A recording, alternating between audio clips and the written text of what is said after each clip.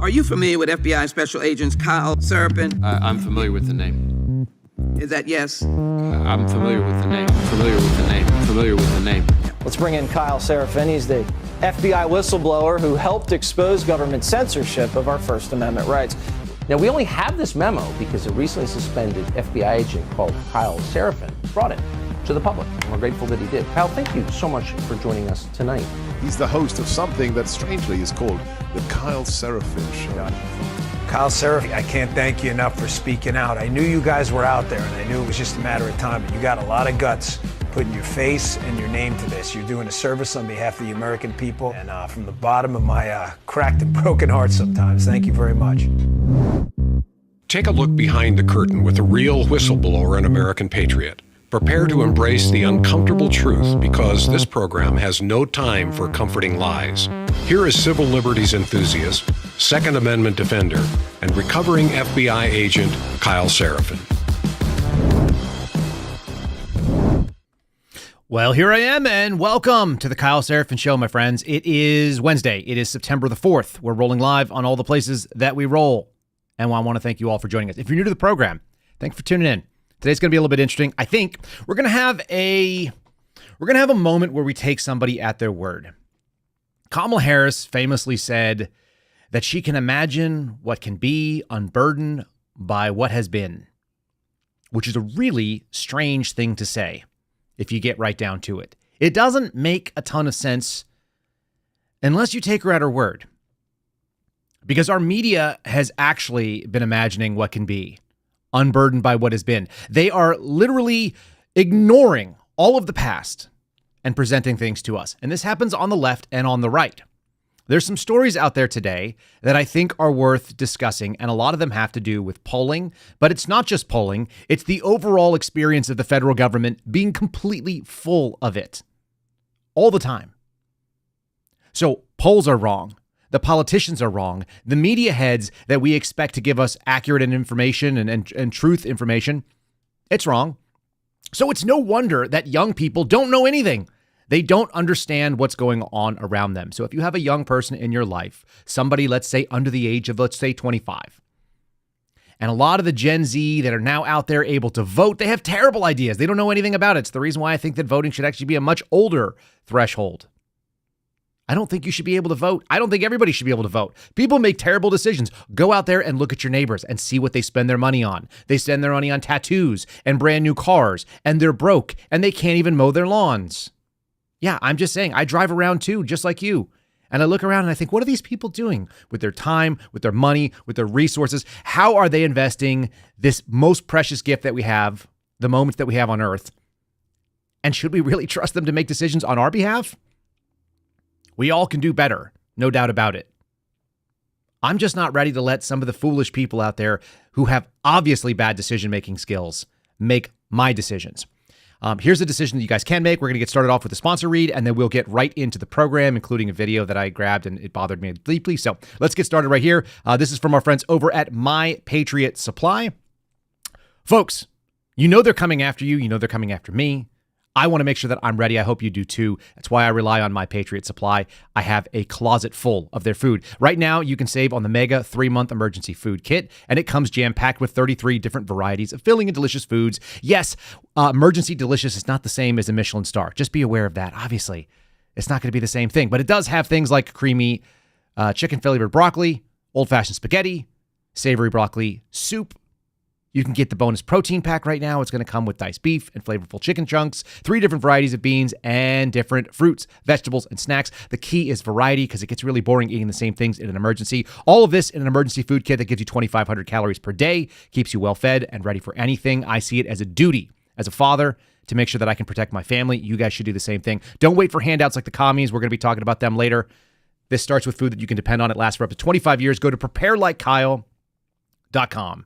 preparelikekyle.com. Save $300 right now. You'll get free shipping, and it's fast on the Mega 3-month emergency food kit. Check it out at preparelikekyle.com. Very easy to do. And yeah, I actually bought the 2,500 kit.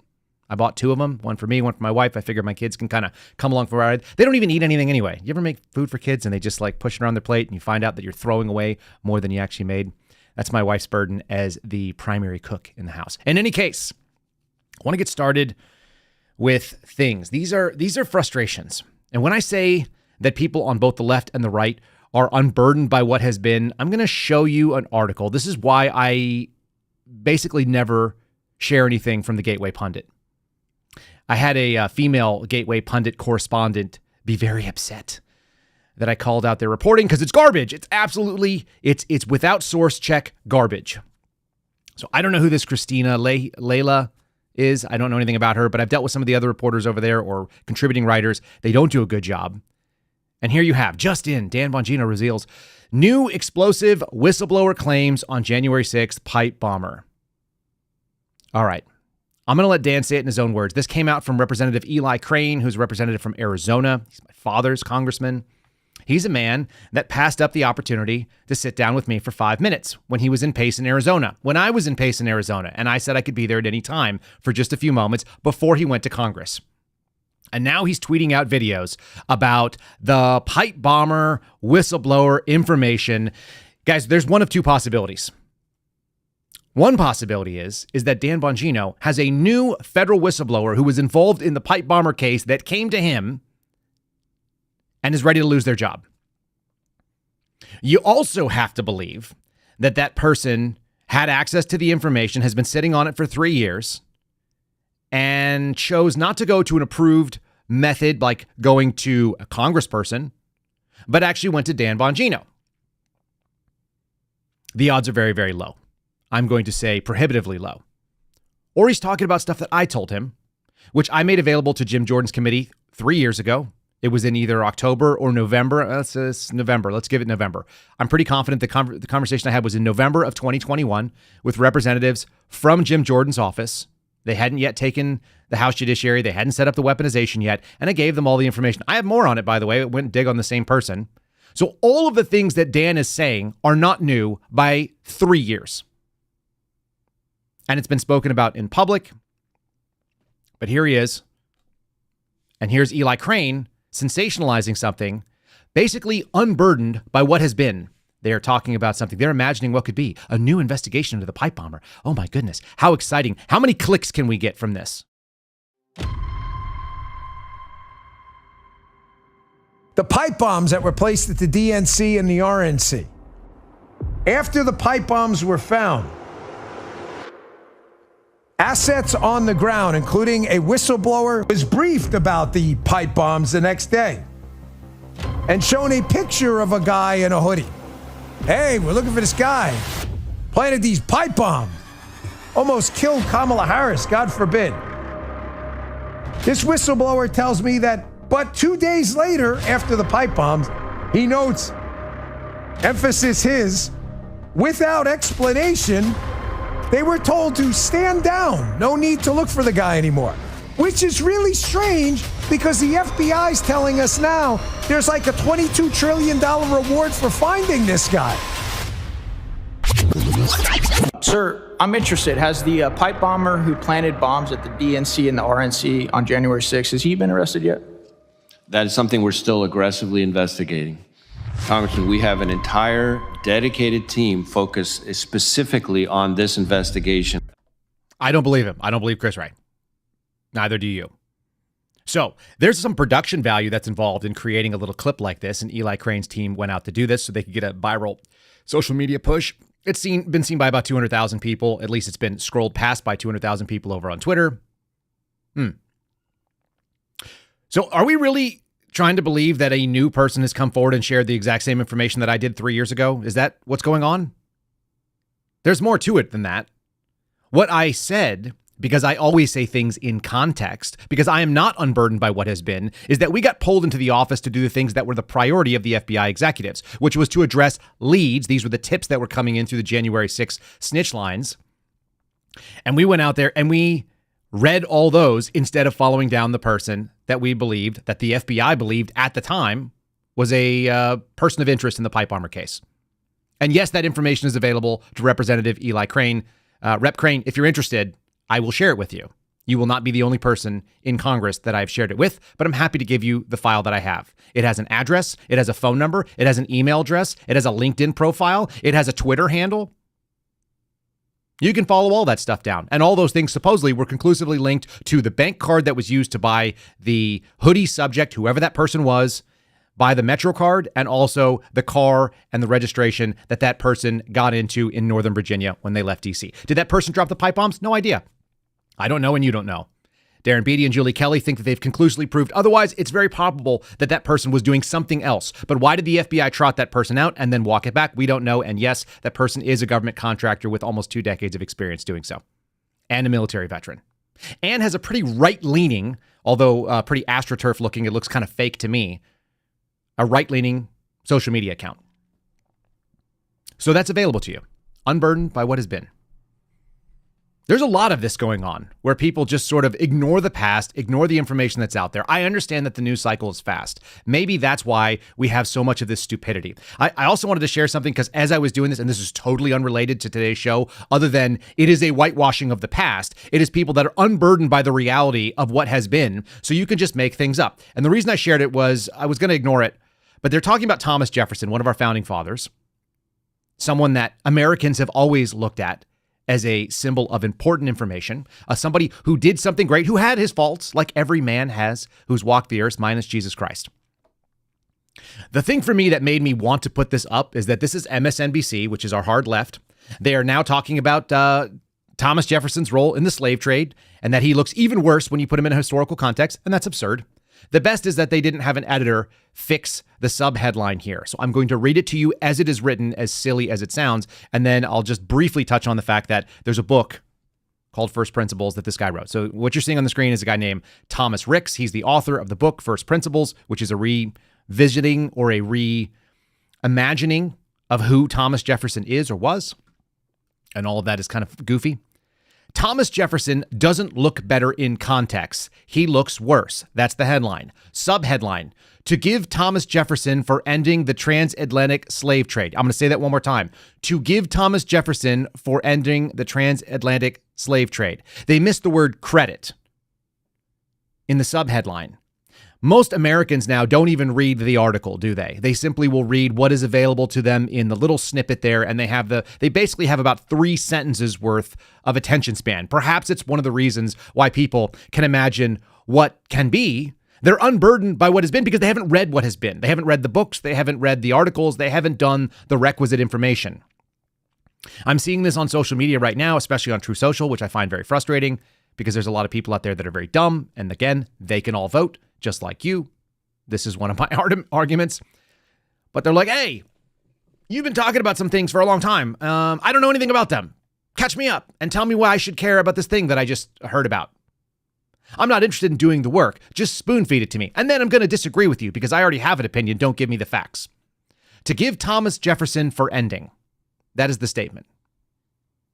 What they claim is that he is basically foundational in the slave breeding industry in the United States. So this is the argument. Again, take away everything from a great man and reduce it to something that is only interesting to your modern eyes. People didn't think that way at the time. You have to put people in a historical context of where they're at. It's critical. Otherwise, we're going to be dealing with absolute nonsense. So let's talk a little bit about historical context, because we're in an interesting moment right now, and CNN is touting the race is over. There are 6 battleground states. Georgia and Pennsylvania are the only 2 that are a toss-up. 3 have already gone in their minds. 3 of them have already gone over to Kamala Harris. One of them, Arizona, has gone for Donald Trump. Okay. The problem with this analysis, which is garbage, is that the plus or minus percentage for their polls, the margin of error for the poll that you're seeing on the screen, which you're probably only seeing because it's such small print, it's probably only in like little tiny graphics. But let me just tell you, Wisconsin and Michigan, they're claiming have actually already gone so far to Kamala Harris that they're her states. It's interesting that the northern states are the ones that they want to try to clear. They also said that Pennsylvania is basically a lockstep. It's 50-50, so it could go either way. But Georgia leans Kamala, and Nevada leans Kamala by 1 point. The problem is there's a 4.9% margin of error. That is a very inaccurate poll. Decent polling is under 3% margin of error. And how do they decide these margins of error? I know there are people that do this for a living. I don't believe any of them. The polls are almost always off, and they skew aggressively towards Donald Trump. That's what we've seen. Why? Because people don't want to say they support Donald Trump because they get yelled at. And who takes a poll? Which one of you has time to spend 15 minutes on the phone with a complete stranger that you don't trust, that you've never heard from, that says, hey, I'd like to ask you some questions about your most core political beliefs in a time when that could get you canceled by the government? We're going to talk about that a little later as well. That's happened in Brazil. That's already happened in the United States. So isn't it interesting that a very inaccurate poll is going to lead? This was the leading story for CNN, the people that are sort of like center left, if you will, the so-called reasonable ones, the ones we could reach. I read the comments in some of the articles about Brazil. They all think that Elon Musk is a fascist. Elon Musk is essentially a Democrat that got left by the Democrat Party, a lot like Donald Trump. They're not traditional conservatives. He has like 9 babies with 11 women. I'm obviously exaggerating here. In any case, to see that this margin of error is so high and to see that they are basically trying to call the states for someone already, it's absurd. Donald Trump has always outperformed his polls. And I have no faith that these things are not meant to try to set up this astroturf grassroots belief that, look, she was already winning. It's totally normal that we stole the election with all this. There was so much ground excitement for this lady who didn't get a single primary vote. So let's put it in context, shall we?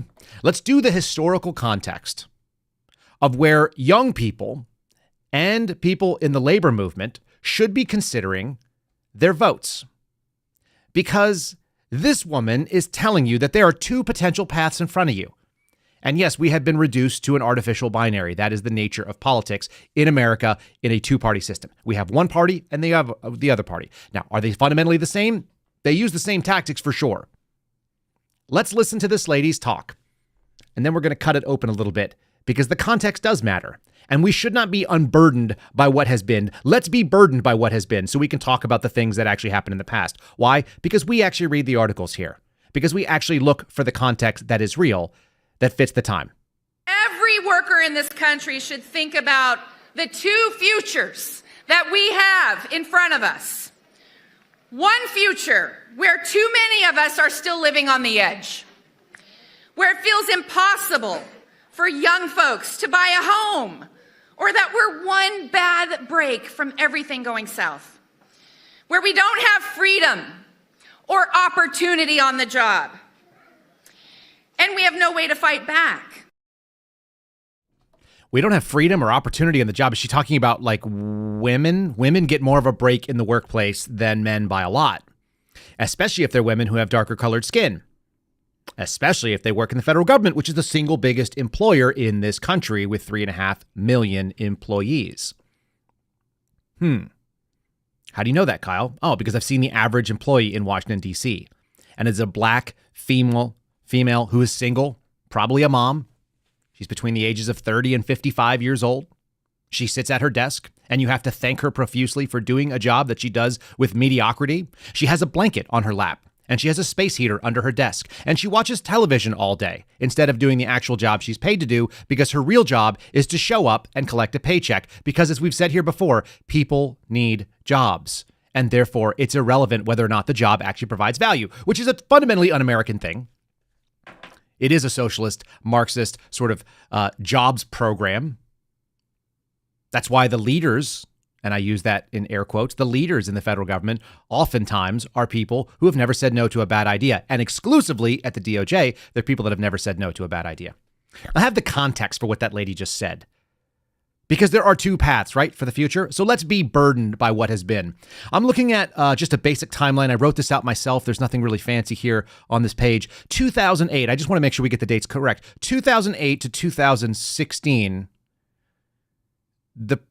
It's 2009. Let's be really fair. Elected in 08, but 2009, because it's an odd year. So 2009 to 2016 inclusive, for those of you that want to be specific. That was President Barack Obama. That's 8 years. I have 2017 to 2020 inclusive. That's 4 years. That's Donald Trump. And then 2021 to 2024 inclusive. It's Joe Biden. That's 4 more years. 4 and 8 is 12. 12 over the total, which is 16, is 12 over 16. That's 75% if you reduce the fraction down. 3 over 4. We tracking? 75% of the last years were run by Democrats. And then we've got this real problem, the future. Oh, it's uncertain. Oh, it's hard for workers. Can we just be really simple here and notice that the simple-minded people, the young voters that they really, really want to get, what do they want? Young voters and people that are not from this country, right? Half of Gen Z voters support Harris. Only 1/3 back Trump. Let me just say that means that there's another fraction in between there that supports what? Nothing? Useless? They don't get it? My favorite is that Gen Z voters, 50% of them are worried about what's going to come up, because then you look at the next, you can't make this up. These were two headlines on the same landing page for NBC. It said polling, again, kind of staying with that theme, polling, half of Gen Z voters support Harris. And the next article was young voters harbor deep worries about inflation, debt, and housing. 75% of the years in the last 16 years have been run by Democrats, including the last four where the lady who's running that 50% of them support is part of the administration that did this. Now, it's been a long trend, no doubt about it. But we've been seeing steady climbs in unaffordability when it comes to housing. We showed on this show not long ago. There are graphs that indicate that over the last 130 plus years, it is the least affordable time to buy housing in America. That's a couple lifetimes. That's what, 1.5 lifetimes, 1 1/3 lifetimes. It's amazing to me that these people harbor these fears. These are people under 30. I start to think that if you're over the age of, let's say, 26, 27, that's just my own personal experience. At about 27 years old, I came online and looked around and went, okay, I'm not creating anything. I'm not destroying anything. I'm not adding anything of value, and I'm not leaving a mark in this world. I need to do something. I enlisted in the military, which is what a lot of teenagers do. So I had kind of an awakening of where I need to be, and it changed my life path. I was working in finance for a movie studio. Folks, I showed up every single day to the Warner Brothers movie lot on Riverside in Burbank, California.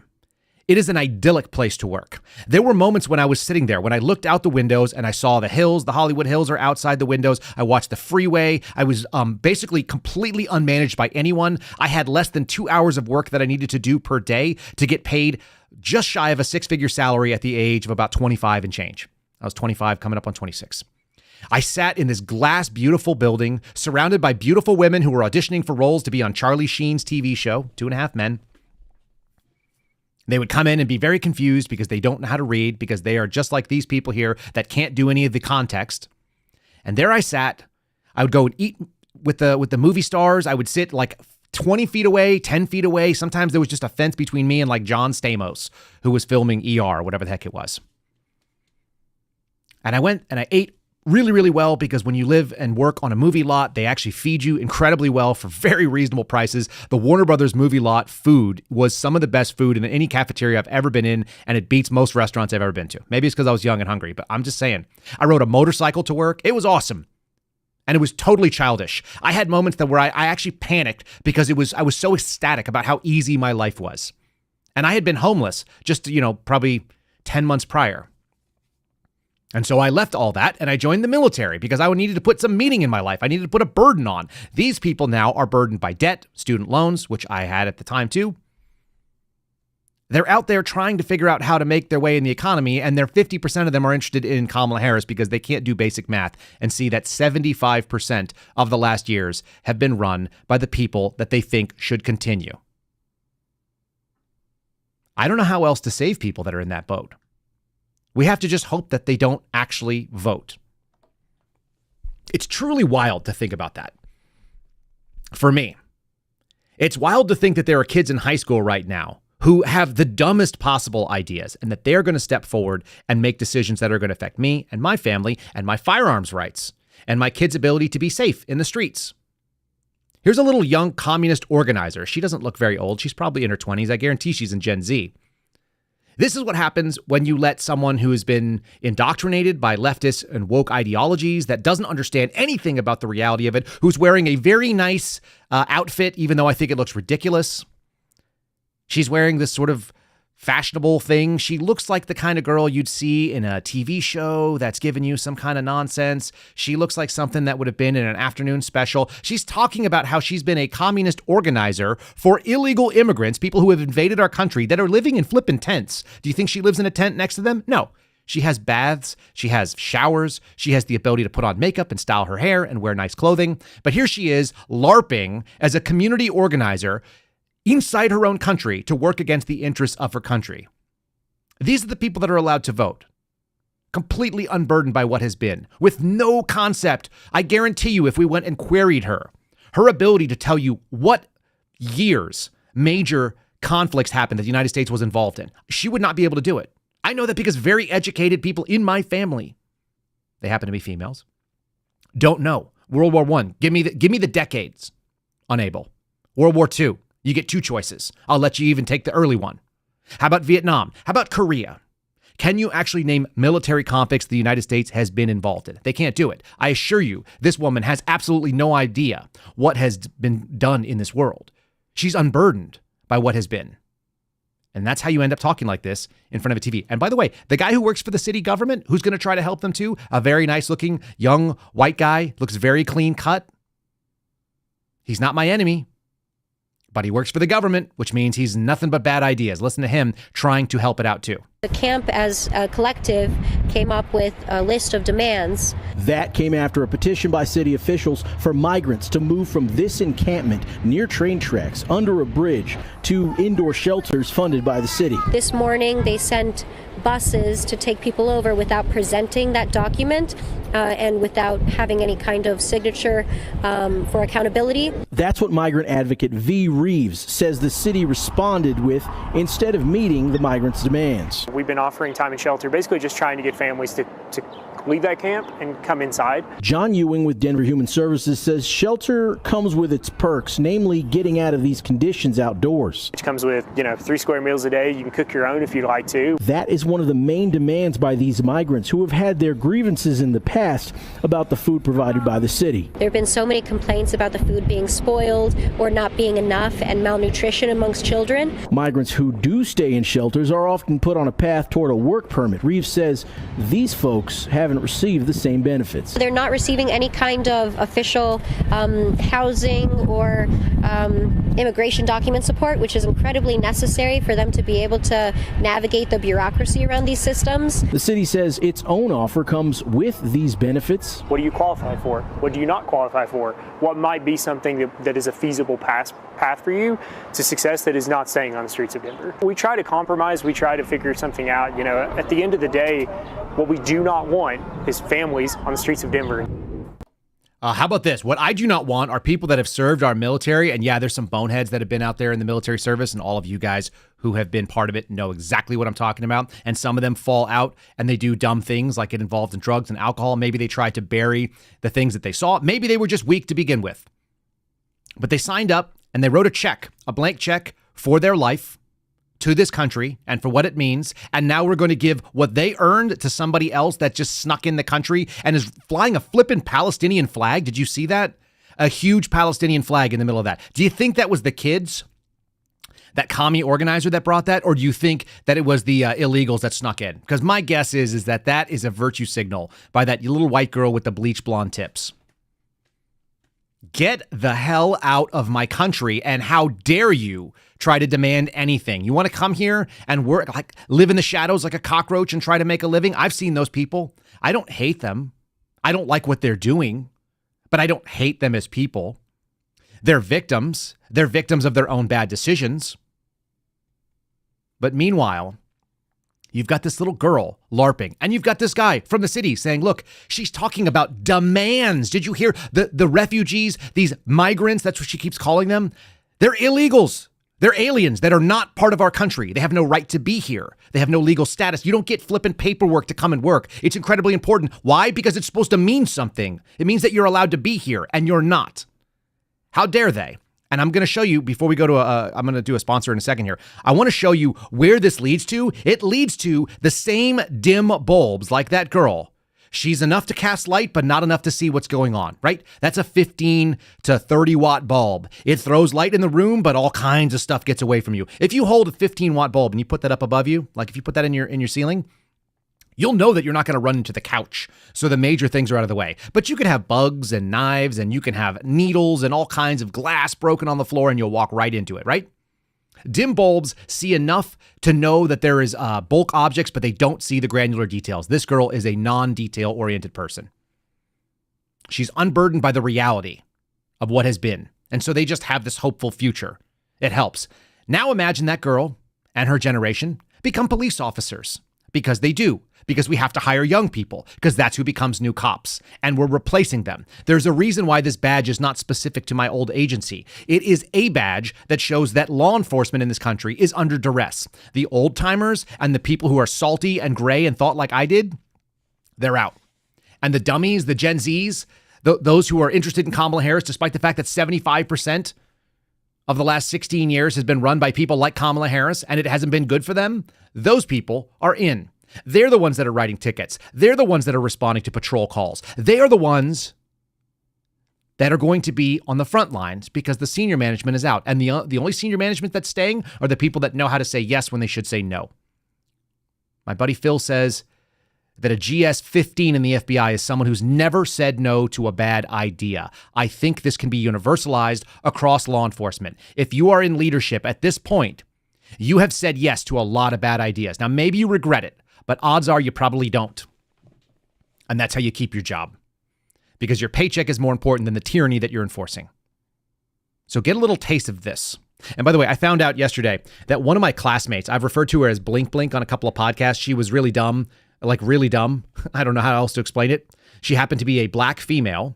I don't remember what her educational background was or why she was in the class, but I remember her being very dim. And she would come up and say things like, "Can you imagine?" And she talked like that too. So she's a young, black, curly-haired female who would say things like, "Can you imagine? Like, you're this badass FBI agent, and then like this raccoon, like attacks you. Like, can you?" I mean, and I said, "What makes you think you're going to be a badass because you get a badge? There's nothing about you that is badass, period." And she'd be like, "Blink, blink." And then she would just start over because she was basically functionally retarded. She was a social retard, and she would come up and have conversations with men about things that were interesting to her as a female. I found out that she's now at the Civil Rights Division for the FBI. I didn't even remember her last name. I just called her Blink Blink, but her name is Caroline, and she's really dumb. And she knows who I am, which is really funny. And she was complaining to a mutual acquaintance that we have. And the acquaintance thought it was very funny because she has no way of knowing that we were acquainted. These people are ridiculous, and they're in positions of authority and power. And they do stuff like this. Enjoy. This is from a group that basically lured some scam artist, illegal alien in this country into a sort of an entrapped position, but they're not law enforcement. So they just basically lured the scammer in to collect money, allegedly, from some old lady, $300,000 from some poor old lady. And they called the police, and the police showed up and said the following. We'll grab his information and see what we can do, but there's, like I said, can you please collect the information? He said that he's already illegal. He already said that he went to... Okay, hold on, let's back up a little bit. First off, we're a sanctuary city. Even if he is legal here, we cannot call ICE and report him. But you still have to report that, right? No, we don't, because it's a sanctuary city. We do not report illegal, undocumented. So you're going to let a person who went to prison, he committed a crime in America, who's illegal right now, you're going to let him go free right now to this elevator? That's exactly what I'm saying, because we're a sanctuary city. I've arrested a double homicide suspect in this city before and let him walk out the door because we're a sanctuary city. We're not going to call ICE to come pick him up and deport him. He came to pick up $320,000 from your, him, or mine grandmother and grandfather, and he's walking away freely right now, right? We'll grab his information and see what we can do. Do you guys catch that? Okay, if you're listening and you're like, what in the heck did I just listen to? That terrible audio. Oh, Kyle, help me out. All right, so let me help you out. There are two cops. They're talking to this group that lures out scammers. The two cops, one of them is closer to the camera, and he's like a taller Hispanic man, and he basically says, like, look, there's not a lot we can do, but we'll try. The other guy says, no. We're a sanctuary city. He obviously is the younger of them, and he's the most confident in his policies. Then he says, I've arrested a double homicide suspect, and let them walk free afterwards when they went out on bail. Because they're illegal. Because that's a get out of jail free card in whatever the hell this is. We are living in a very upside down world. You have to be completely unburdened by what has been to be able to say someone broke the law, came into my country, doesn't care about what's going on, and then we're going to actually reward them with freedom and more liberty than if you or I had done the same thing. And we're going to reward them with offers and try to lure them in to let them cook their own food and have their own thing as long as they stay in the shelter when we're not doing this for homeless vets.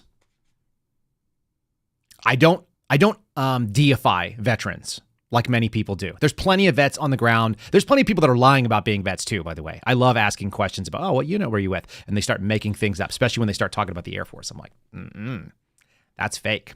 And I know enough friends in the Army and I have enough friends in the Marine Corps to be able to kind of vet that. The Navy, I don't know what the Navy's about. I'll be real clear. If you tell me some fake Navy experience, like you can totally snow me on that. I don't know how to fix that one. But I do know when you're lying about the service that I was actually in, because it's not the way that people in that service talk. Especially if you don't know that we measure things in like wings and squadrons and stuff like that over in the Air Force. And you say some crazy things about battalions. Like, get the hell out of here. A lot of them are liars. Can you imagine just simply telling a cop, like, look, I'm from Venezuela. Yeah, I know. No, I'm from Argentina. I got blue eyes. My family is Germanic. That's why I look like this. We escaped from persecution from Nuremberg. We went to Argentina, and now I'm here. Argentina. I went to a soccer game for Argentina one time. They were very aggressive. Let me just say that. I'm going to now tell people when I get pulled over, sorry, no papers, but also Argentina.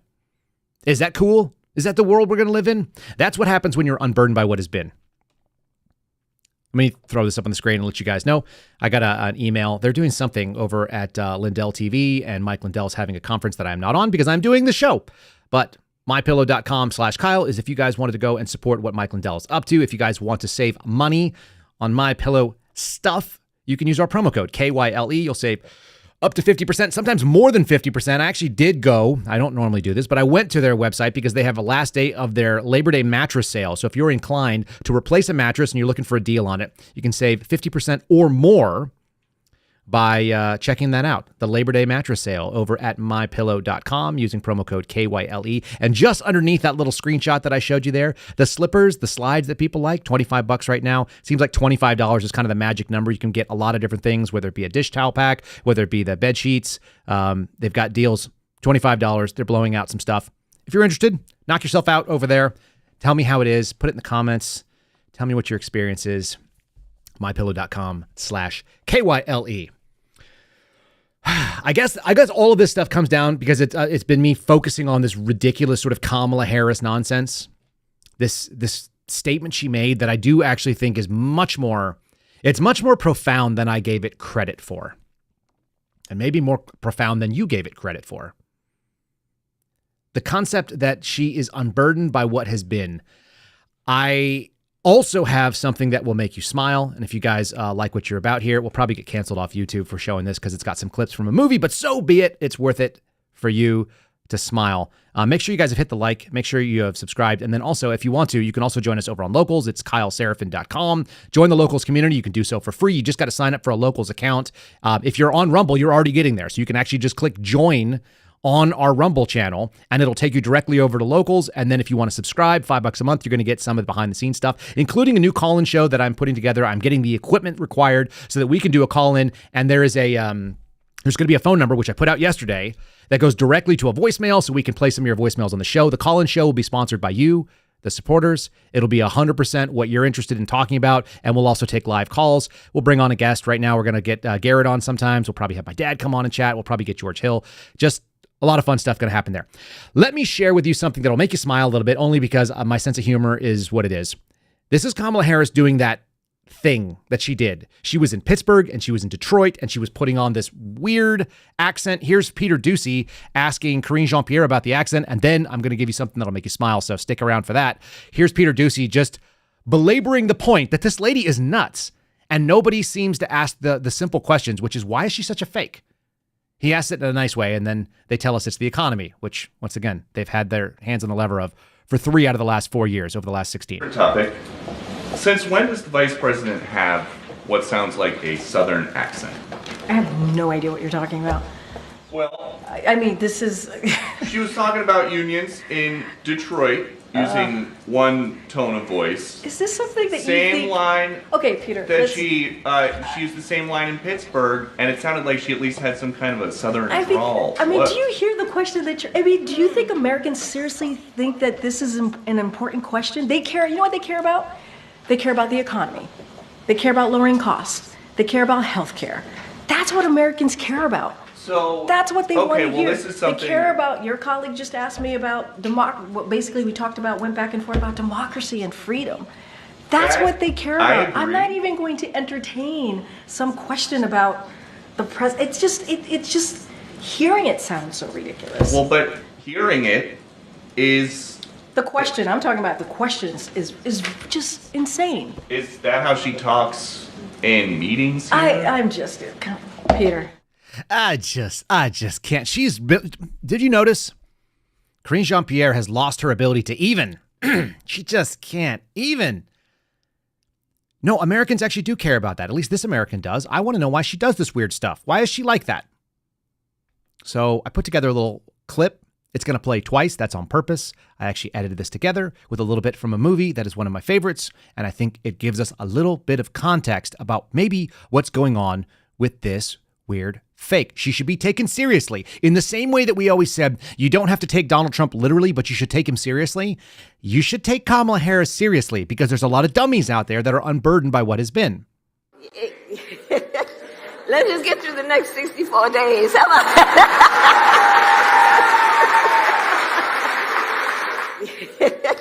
Let's just get through the next 64 days. How about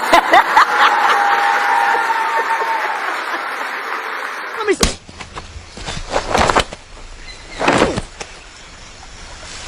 For 400 years, that word has kept us down. What the fuck? Took a whole lot of time just to get up that hill. Now we up in the big leagues. Kid, not turning back. Long as we live, it's you and me, baby. That's the theme song for the Jeffersons. You really need help. And just because the theme song don't make it not true. Me? I know who I am. I'm a dude playing a dude disguised as another dude. What? Have you guys seen this movie, Tropic Thunder? Because there's a dude who's playing a dude who's disguised as another dude. He knows what dude he is. I think Kamala Harris knows what dude she is most of the time. This is just a thing that she does. She's an actress. And once you put it in that context, she's not as good or likable or as interesting as Robert Downey Jr. Of course, that's satirical. But yeah, she'll just do the theme song to the Jeffersons. That's just how it sounds in her head. When she thinks that's how people talk. Isn't that how people... Can you imagine the disembodied Kamala Harris voice inside of her head that floats around there and gives her like the naysaying voice? We all have that voice, right? The voice where you're like, ooh, this is a bad idea. Should I be doing this? Does the disembodied voice in her head go like, is that how people talk? Do people sound like this? I don't know. I'm just going to talk like I'm from the South because I'm talking to people who are in the labor union. In my mind, labor union people are working people who are Southern people, even though I'm in the North. It sounds ridiculous. It's absurd. She's unburdened by what has been. She's unburdened by her own past, raised by two people with PhDs. That's just how I talk. Is it though? Like, no, you've never talked like that before. You didn't talk like that 20 minutes ago. She's a dude playing a dude disguised as another dude. You don't have to like Robert Downey Jr. I see the chat is not excited about it. If you've not seen Tropic Thunder, you need to do it. You need to go watch Tropic Thunder. I bought it. I just bought Tropic Thunder. I'll just shamelessly tell you that is one of my favorite movies. It is one of the funniest, most uncomfortable movies. They could not make that movie today. And the reason why is because Tom Cruise does his single best performance of all time. Hands down, it is the best Tom Cruise performance. It beats out Maverick. It beats out Vanilla Sky. It beats out all the Mission Impossibles. If you have not seen Tropic Thunder, you're wasting your life. All right. We're talking about people that don't make a ton of sense. Let's talk about how our government is also doing that same exact cosplay. This is fun. This was out on Steve Friend's Twitter feed the other day. The United States charges senior Hamas leaders with the deaths of Americans, in Israel. Okay. This is coming from CBS News. Federal prosecutors filed criminal charges against senior Hamas leaders for the death of at least 43 American citizens in Israel on October the 7th, according to the charging documents that were unsealed on Tuesday. The Hamas-led militants killed more than 1,200 people on that day, kidnapped about 250 individuals in Israel. And in December, Attorney General Merrick Garland said the Justice Department was investigating the attacks. As of the date of this complaint, at least 43 Americans were among those murdered, and at least 10 American citizens were taken hostage or remain unaccounted for, says the criminal complaint. Okay, good. Don't we want our government to go and look for Americans? I mean, they're busy trying to also support the people that are living on the ground outside of Denver. But don't we want them to go and clean up and find people? If something happened to you in a foreign nation, wouldn't you want that? They've charged the senior Hamas leaders in the deaths. Are any of those people going to be in custody? Will any of these people actually face American justice? I'm shaking my head right now. If you're listening, the answer is no. This is what my staff sergeant used to always come up to me whenever the answer was no, but he was saying something yes. They've charged them and they're going to bring them to justice. I'm just shaking that head.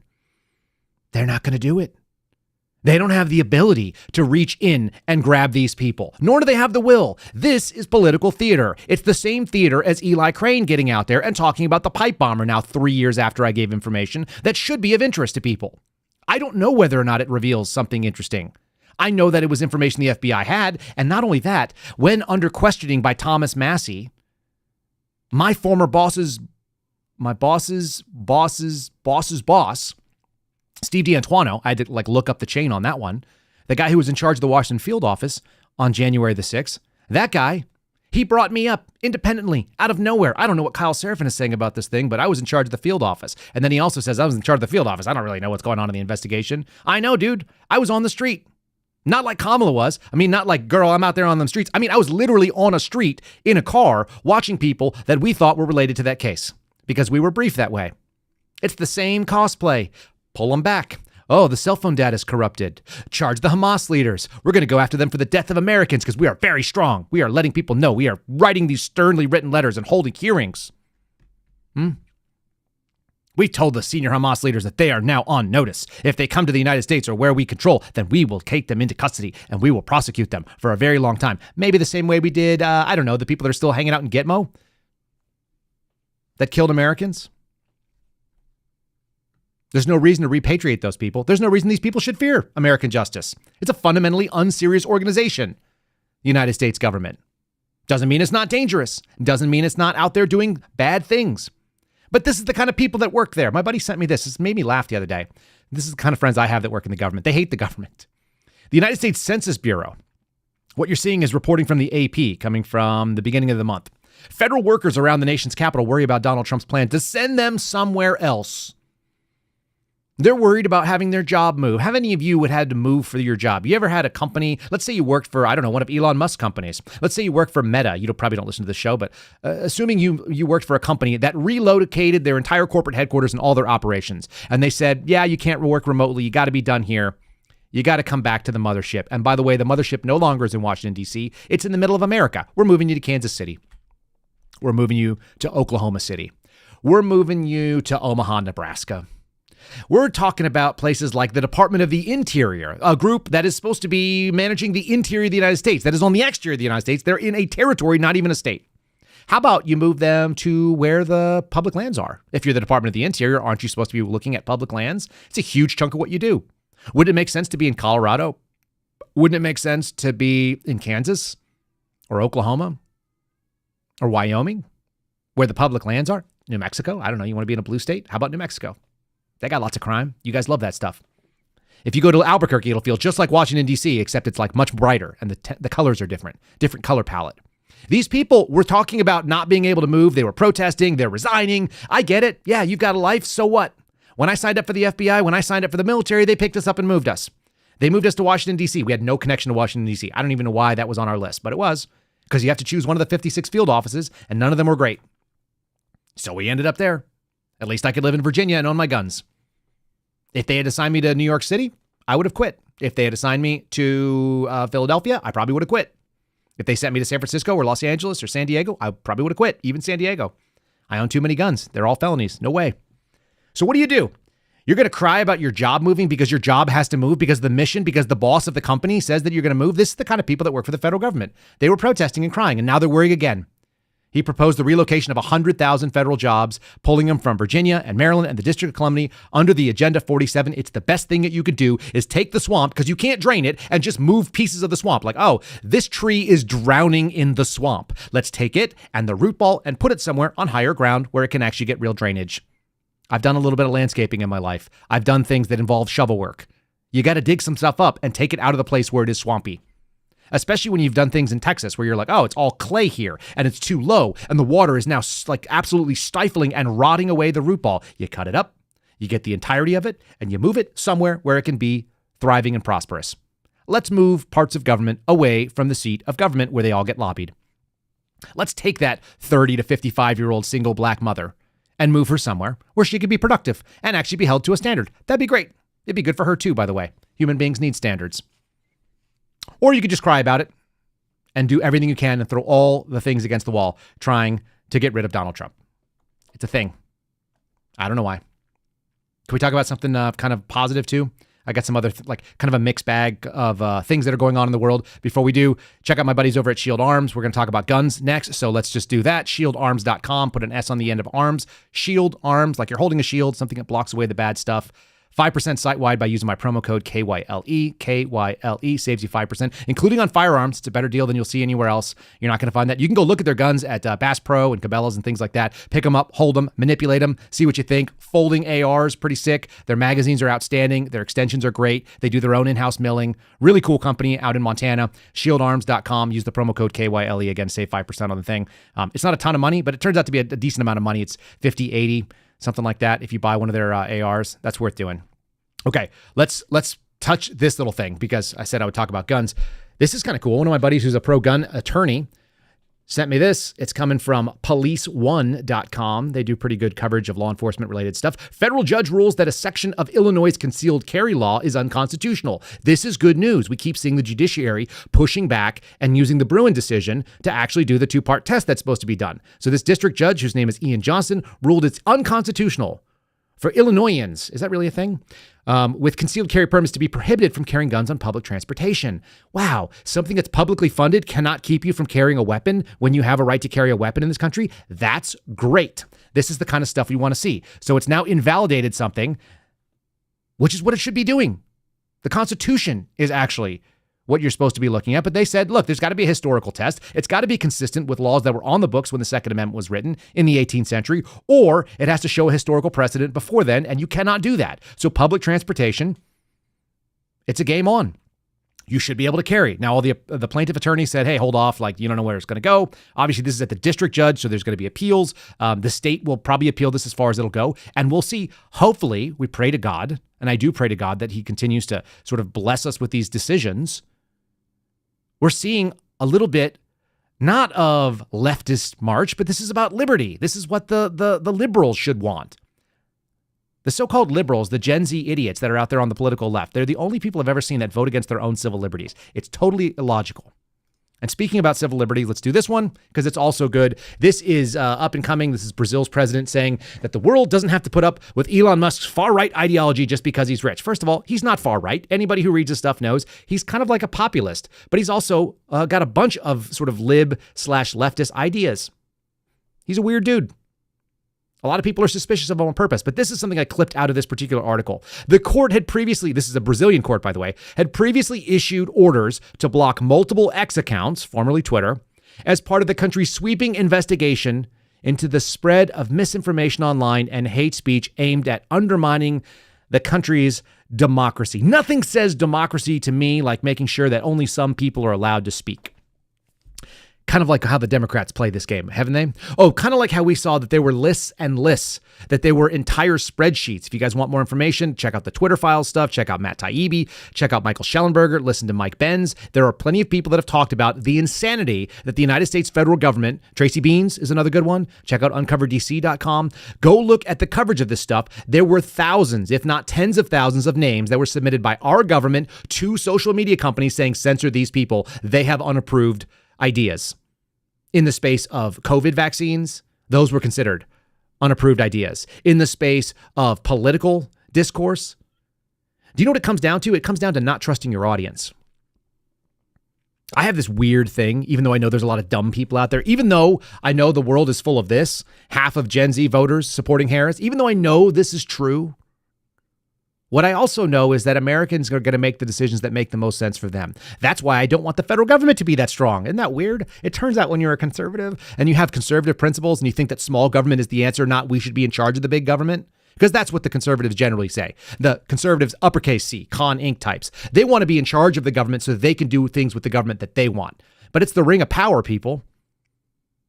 This is very straightforward stuff. It's the one ring to rule them all. It's government authority. It's the only thing that rivals the power of God on this planet. Imperfectly, by the way, but it's what they worship. Throw it in the fire. Make it small or not accessible to human beings. We're terrible with this stuff. I'll say it again. When we talk about government, it is the worst solution to every problem, including when it is the only solution to the problem. The worst solution to every problem, even when it's the only one. It's still going to be horribly imperfect. Cypher in our chat just said something about utopias. The funny thing about utopias is that it means nowhere. And there are basically three different types of utopias. It has to either have perfect people, a perfect land, or it must have a perfect system. And all three of them are unachievable. The American system does the most closely related thing to a utopia as designed by our founding fathers. I did a whole capstone on this in college. Essentially, we had almost unlimited natural resources, and we had a near perfect system of government that accounted for the imperfect people that lived in it. It's a thing. We can't do it. Government must be limited. Always. That's what real conservatism looks like.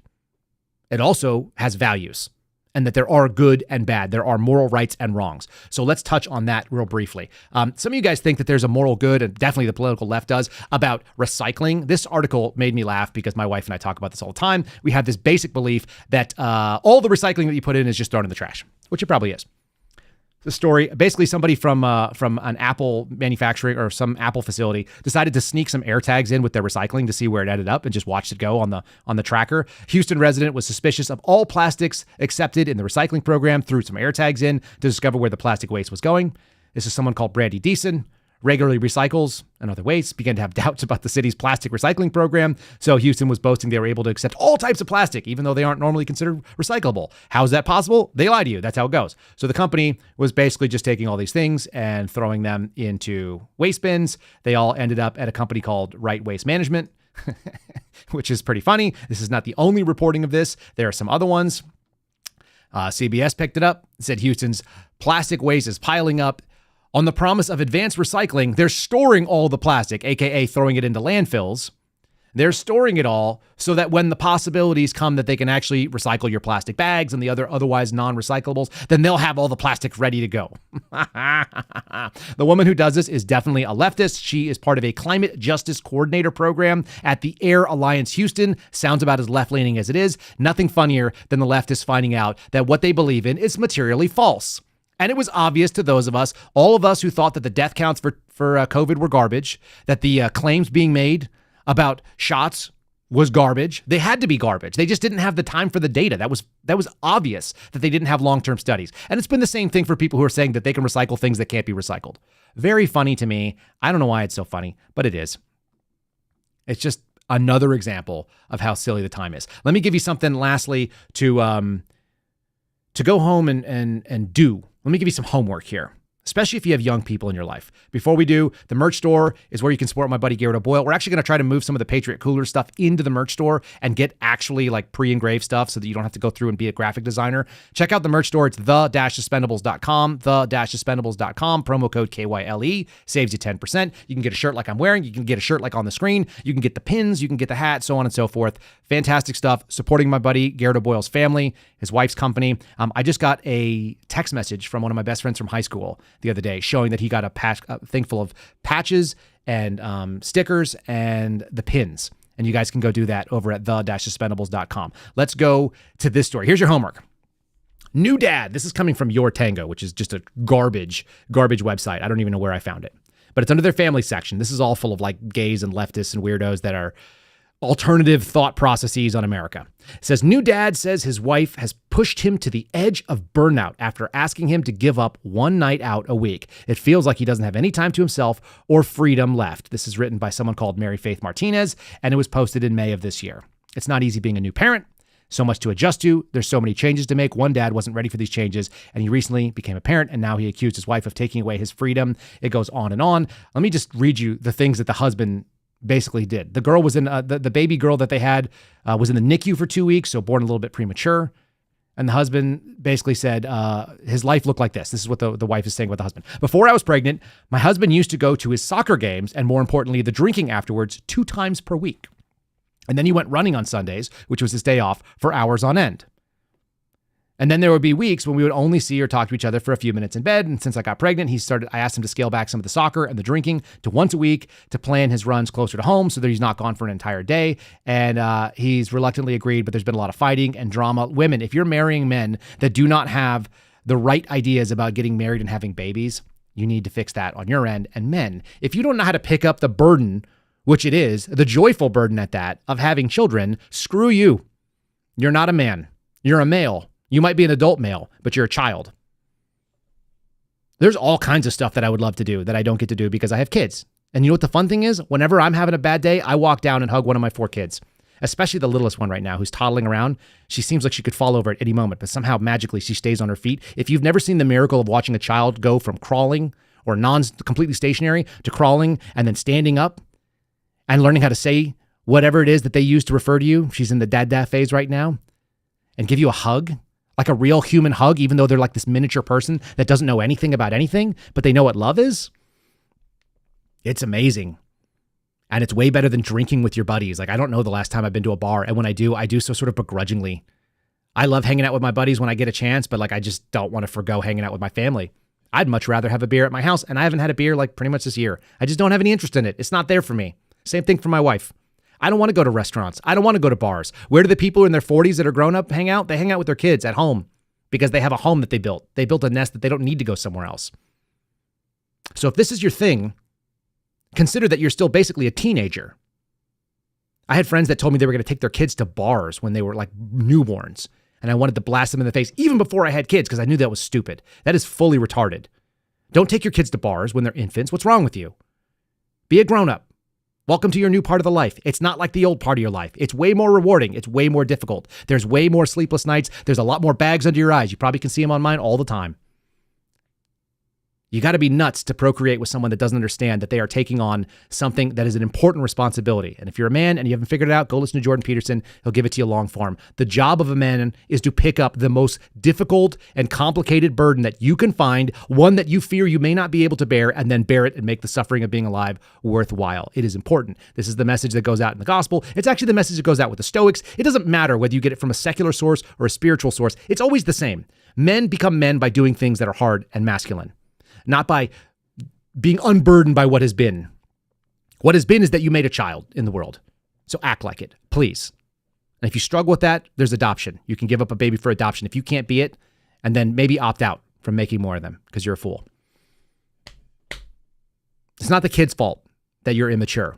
So grow up. And you know what? We actually used to have a society, real conservative society, used to force men to step up. That's what a shotgun wedding was. It's like you did something, now there are consequences.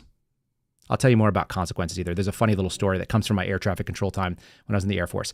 That's the most of what I have today. And in doing so, I'm also going to share that there's all kinds of lighthearted and funny stuff that can come when you are a spouse. And a lot of it comes down to giving your spouse a hard time and having inside jokes. This guy makes money on TikTok or on Instagram doing so. So that's going to be our palate cleanse for the day. I will share with you that. But I'm going to tell you what I just gave my wife a hard time about after I saw this story about the air tags. We used to pay for a service that would have these like leftist idiots ride a bicycle that was modified to hold trash cans, and the trash cans were filled with compost, and they would come and pick up your compost in an urban area because we lived in an apartment. They would come and they would take the compost that you would have and they would add it to the compost that was there, and they would weigh it, and they would give you credit for the compost that they would make out of it, and then you would get this credit, and it was a losing propaganda. We basically were paying idiots to ride around on bicycles picking up like organic waste. And we get to laugh about it now. That's the brilliance of it. In the same way that every once in a while I get something and I'm like, this is not, I don't know if it's recyclable. It's going in the trash. because it's all going in the trash anyway, because I know these stories are true. My wife knows them too, by the way. Those are some of the joys of life, is being able to have those moments with someone that doesn't know anything else. Like no one else knows that story inside of your little personal relationships.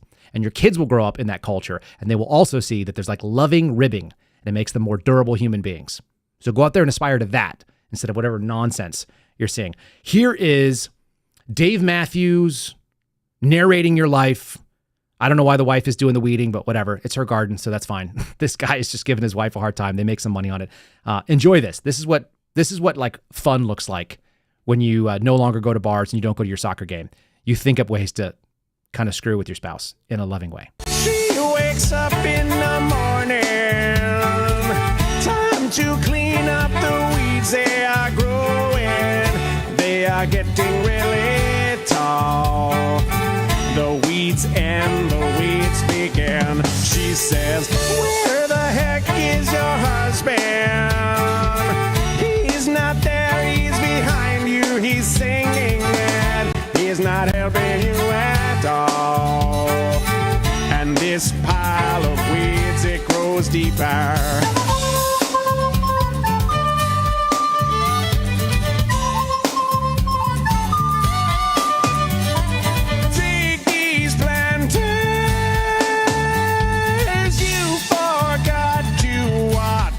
Your rosemary and thyme, your garden up and died. I haven't been mowing. We're gonna get. That's silly. Listen, here's the answer to that silliness that Kamala Harris said. The idea that you can be unburdened by what has been. No, past behavior is the best predictor of future behavior or future performance, as I like to say. Gets more P's in there, and I'm all about a little bit alliterative. Past behavior, past performance is the best predictor of future performance. So you guys, don't be unburdened by what is done. Don't be ignoring the actual text of the articles simply because the headline says something, especially when it's wrong. Dig a little deeper. There's more out there. There continues to be more out there. Let's talk about all those things. We'll continue doing this. The Trans Manifesto from Nashville dropped. It's exactly what you expect. We'll go over that on Friday, just so you know. I'm going to hold on to it for Steve Friend because it's a good time. But again, this is my final thought for you. Just remember that whenever Kamala says that nonsense, she is right about the people she's talking to. People who are conservatives understand that your past behavior is what predicts your future performances. And so we'll hold you accountable to those. And we can also more accurately assess the way the world's going to work. Thanks for joining the Kyle Seraphin Show. We'll see you guys again tomorrow. God bless you. Be strong. Go be a good parent. I'm going to try to do my best on that today, too. Thanks for listening to the Kyle Seraphin Show, streamed live weekdays on rumble.com/Kyle Seraphin. Follow Kyle on Twitter, Truth Social, and Instagram @Kyle Seraphin.